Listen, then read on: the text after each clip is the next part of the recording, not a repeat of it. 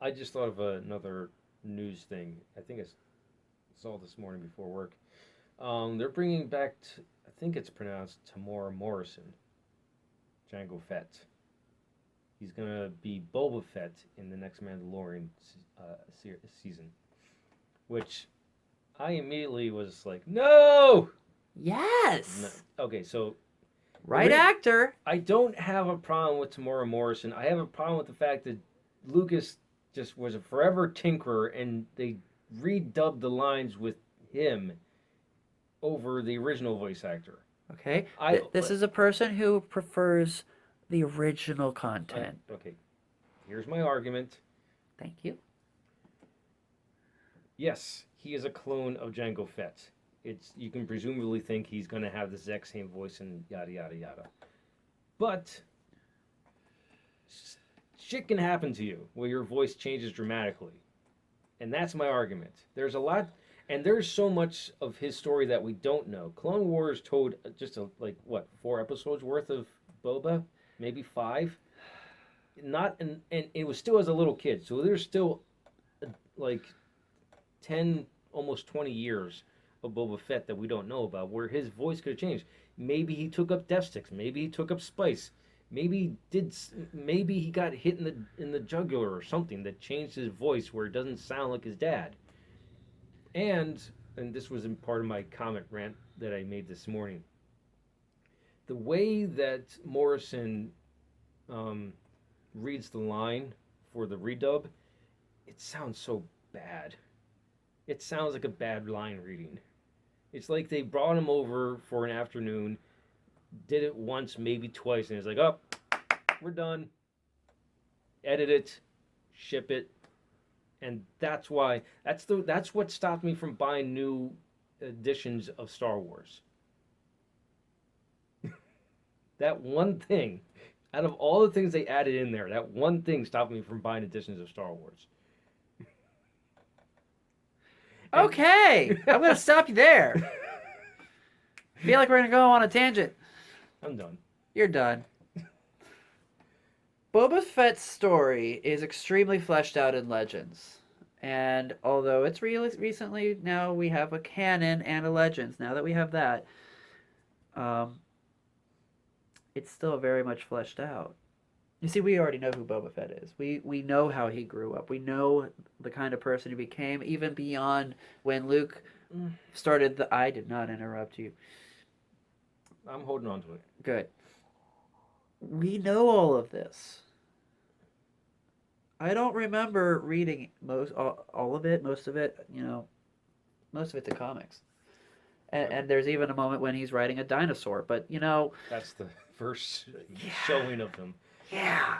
But, ouch. Right. So, if we know all this, is there a moment in time when he actually picks up death sticks? Well, I don't know that personally, but I haven't found one yet. And that's why my argument is, just like they did with Darth Vader, they wanted a better voice, but they ran it all the way through. They put it through all of it.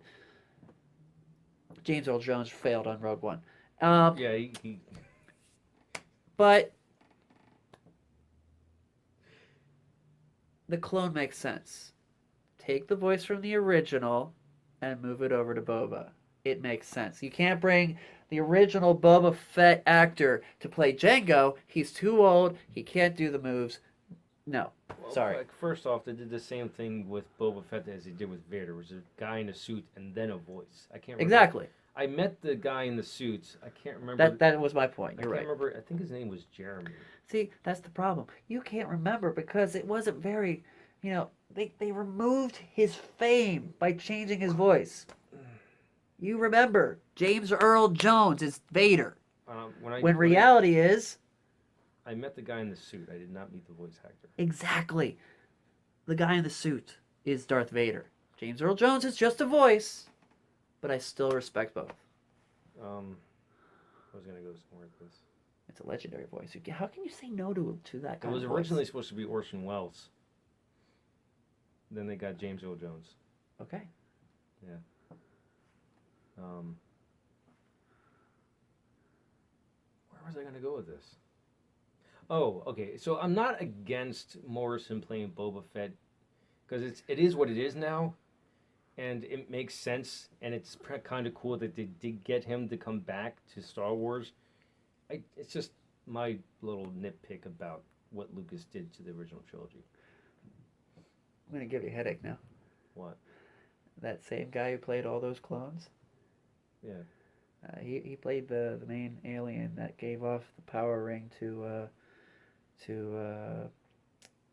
what's the guy's name that played Deadpool? Ryan Reynolds? Ryan Reynolds. Handed Oh. the ring to Ryan Reynolds after the spaceship crash. Yeah, I'm calling Green Lantern. Oh.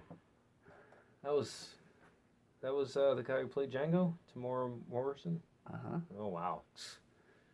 I thought his IMDb. Well, I don't know Yeah, how big yeah. his IMDb He's is. the pink dude with the Huh. the crash. Oh, I know what I was gonna say. Yeah, you know a lot about Boba Fett, but You how don't. many people are like me where they mostly just seen the visual?